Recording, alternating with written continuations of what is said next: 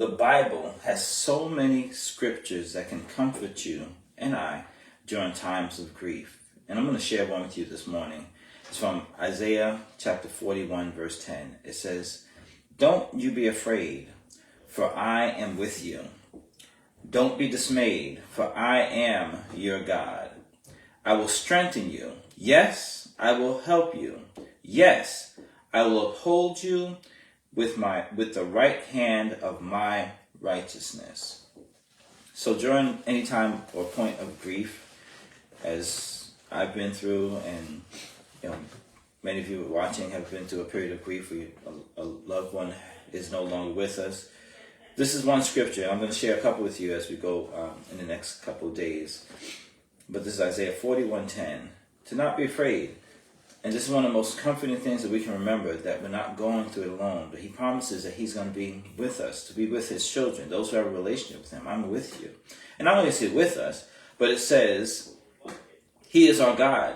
And what will he do? He will strengthen us. So even the periods where we feel weak, if you've ever lost a loved one, there's a weakness that you might feel, that you just, you don't even want to go on. Many people don't want to continue on living themselves because they just feel like, what's the point? But he says he's going to strengthen us, and he will also help us.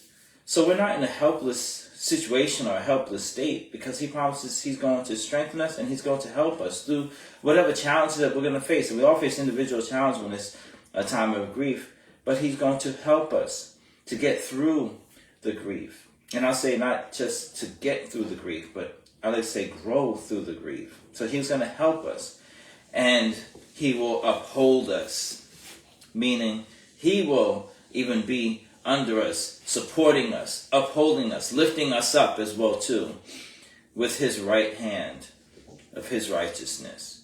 So this is one of many scriptures, but hopefully you can hold this one and maybe even print it off and have it with you, into something you can reflect upon, meditate upon.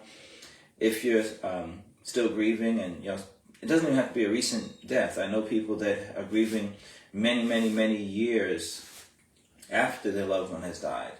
But this is a scripture that definitely the Lord is speaking to us, and is something that is very comforting for us going through grief. All right? With that, you get better at what you keep doing. Practice doing good things.